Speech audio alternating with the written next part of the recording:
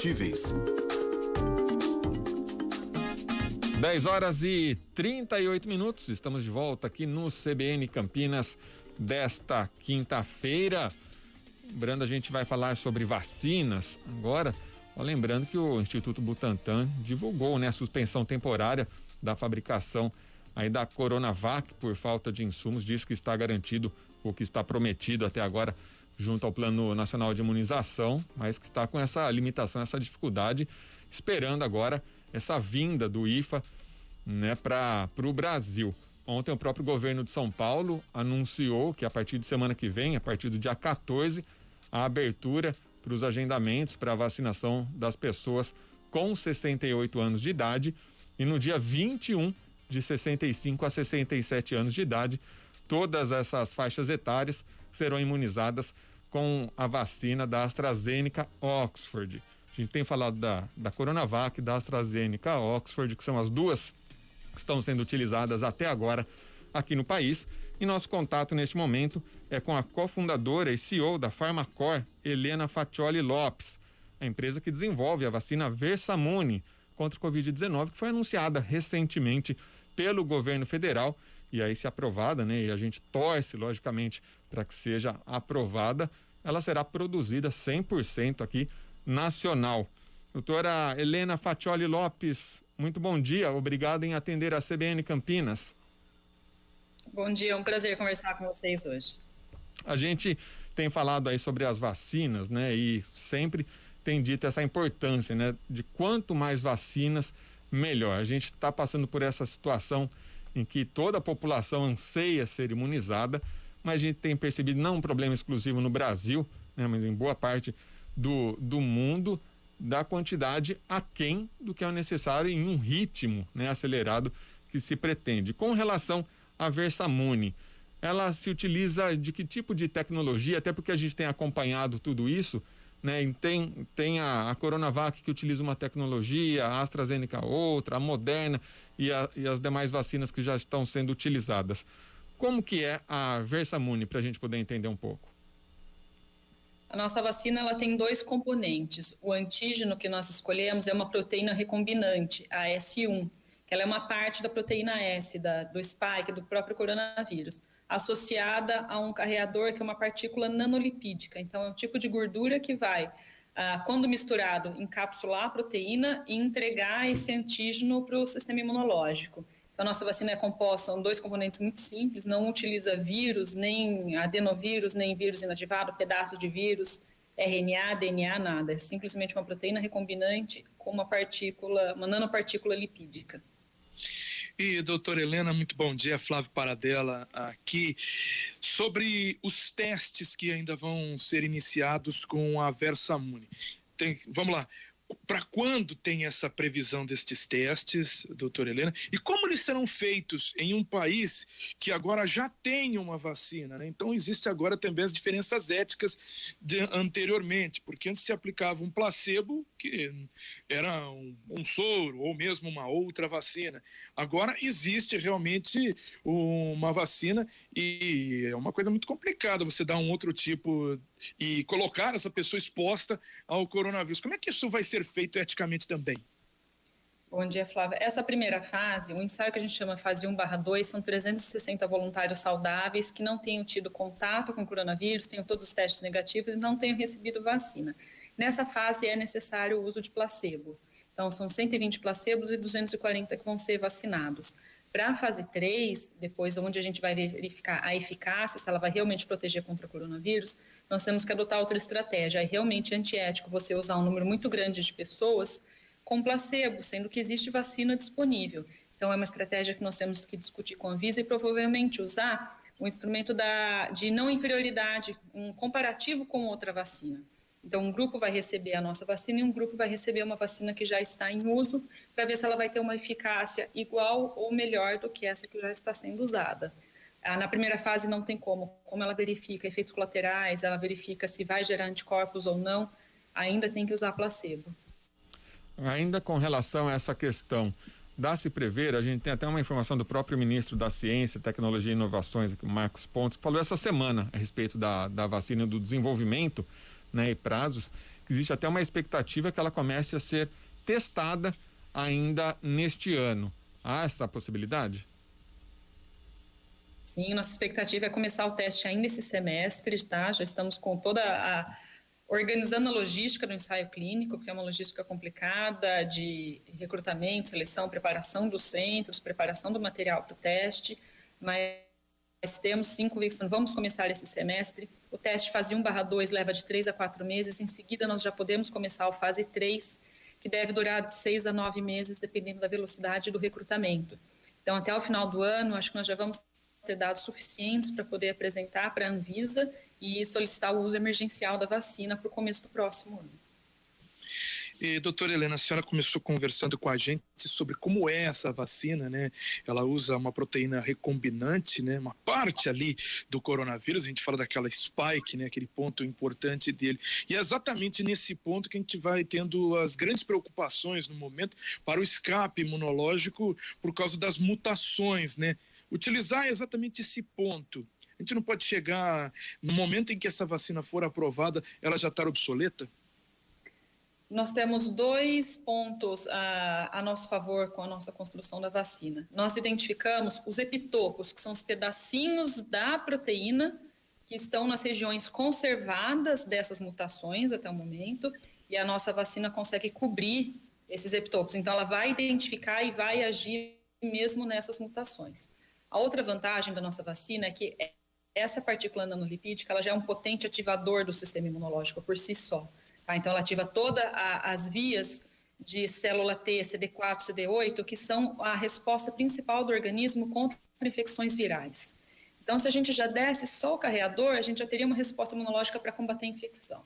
Então, a proteína ela vai impedir o coronavírus de se fixar na célula e se multiplicar, e se ele passar por essa barreira, a nanopartícula ele vai combater a infecção viral.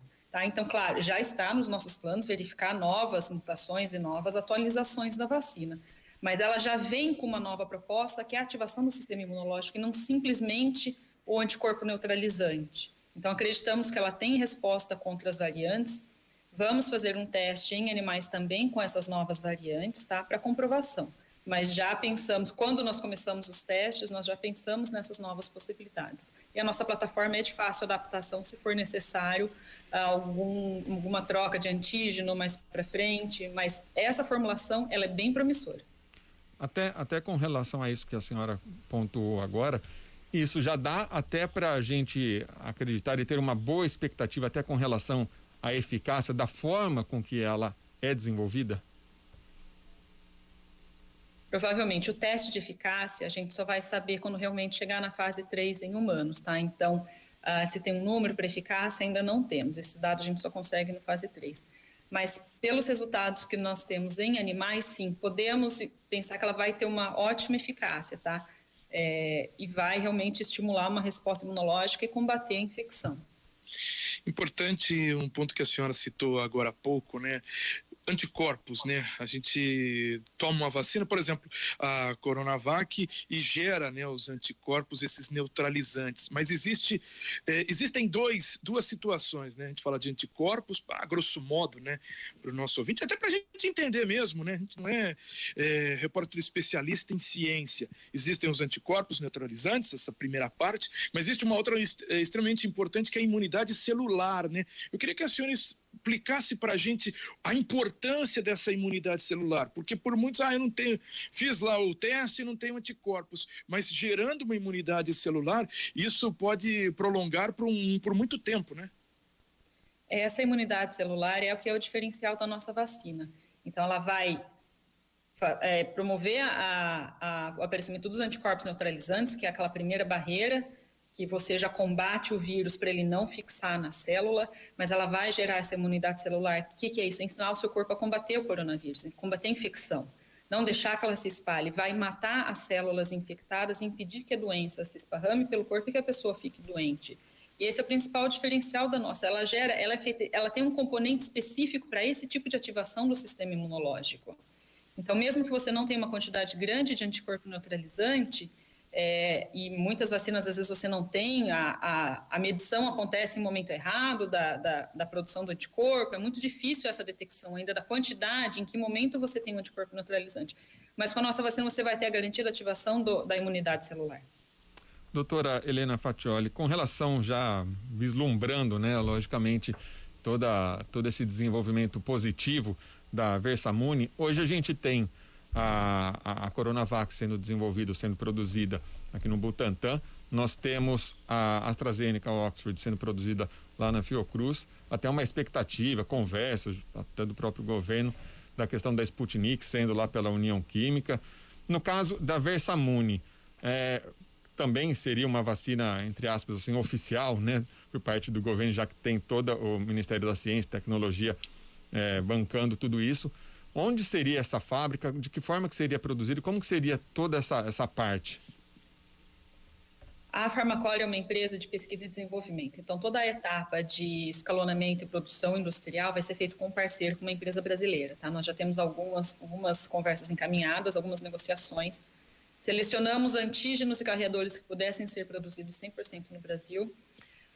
Provavelmente vai ser uma indústria no estado de São Paulo e, claro, a nossa primeira demanda é a do governo, tá? Como nós somos financiados pelo Ministério da Ciência e Tecnologia desde o começo, nós temos um acordo em primeiro suprir a demanda do Ministério para depois poder suprir as necessidades estaduais ou de entidades privadas.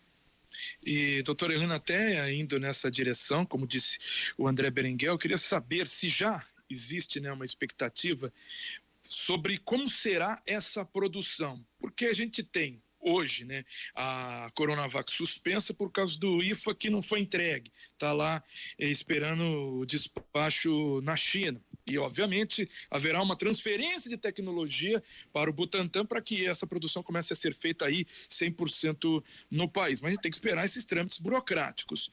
A de Oxford, que também vai na mesma sequência, a Fiocruz encontrou alguns problemas. Primeiro, na máquina de lacre. Depois, agora um problema que ela disse que a produção dela é muito complexa. E isso acarretou problemas, atrasos, claro, que está tendo muitos atrasos da Fiocruz para a entrega desse imunizante, que foi a principal aposta, né, do governo federal. A gente já tem uma ideia de como será essa produção, se ela será fácil para que a gente tenha, né, uma saída de vacinas mais célere? Essa produção ela é fácil. A proteína recombinante é um sistema de expressão muito fácil, ele é simples, de fácil escalonamento. Por isso que nós, desde o ano passado, já estamos trabalhando em parceria com a indústria para poder verificar como implementar esse processo industrial, tá? A ideia é que já para o fase 3, ou na sequência do fase 3, a gente já tem essa produção aqui. É claro que pode acontecer algumas questões técnicas no meio do caminho, são novos processos.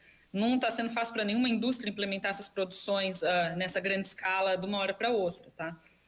A gente pode encontrar, assim, normalmente esses processos ocorrem de 5 a 8 anos, todo mundo fazendo aí dentro de um ano e meio. Mas o nosso antígeno, ele é fácil, a tecnologia da IFA é nossa, o processo de produção é nosso. Então, com o conhecimento já internalizado, com toda essa tecnologia aqui no Brasil, fica muito mais fácil da gente produzir. E são componentes simples, não precisa de grandes estruturas de biossegurança para trabalhar com vírus inativado, ou com adenovírus. Então, são bioreatores onde a gente vai produzir a proteína, purificar ela, adicionar o carreador e já está pronta a nossa formulação. Então, acredito que não vamos ter grandes dificuldades para fazer essa produção. A senhora já até falou um pouco da Farmacore e ela domina aí esse assunto aí dos imunobiológicos. A gente tem falado sobre a vacina aqui nesse bate-papo, mas a gente não sabe o futuro do coronavírus, né? Como ele vai se desenvolver, se vai continuar se desenvolvendo ao longo dos próximos anos, se teremos que ficar atualizando as vacinas ano a ano. A Farmacore, ela também tem trabalhado ou desenvolvido algo no sentido de medicamento, algo aí que venha antes da vacina, ou tem focado realmente na vacina? Não, a Farmacore não trabalha com medicamentos, são imunobiológicos já com prevenção, algumas para tratamento, mas para doenças específicas. Então, medicamento para coronavírus não, para prevenção, para tratamento não. Nós temos outras plataformas tecnológicas, trabalhamos com outras vacinas. O nosso projeto do coronavírus é essa vacina com a proposta mais para frente, se for necessário, de alterar o antígeno. Provavelmente essa vai ser uma vacina que vai ter que entrar em calendário de vacinação igual da gripe, e não tem outra forma de controlar a doença a não ser pela vacinação. E, doutora Helena Faccioli, 2 perguntas em uma. Essa vacina será uma ou 2 doses? E no momento que nós passamos, né, a população, todos nós queremos o mais rápido possível.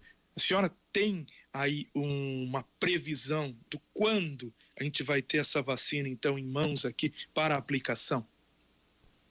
Vão ser 2 doses com intervalo de 21 dias, tá? Esse é o protocolo que já está determinado. Se tudo correr bem com os testes, sem nenhuma interrupção, a gente conseguir fazer 1, 2 e o 3 na sequência, eu acredito que a gente possa ter um lote emergencial para o começo do próximo ano. Tá, ok. Quero agradecer a cofundadora e também CEO da Farmacor, doutora Helena Faccioli Lopes, falando para a gente a respeito de mais essa possibilidade aí promissora, né? A vacina Versamune, que já está começando aí, já estão começando alguns testes, com previsão já de teste para este ano, e a doutora Helena trazendo esse cenário aí para a gente. Doutora Helena, muito obrigado em atender a CBN Campinas, a gentileza e a disponibilidade de nos atender mais uma vez aqui. Um bom dia para a senhora. Bom dia, foi um prazer conversar com vocês hoje. Até mais. Até mais, agora 5 para as 11.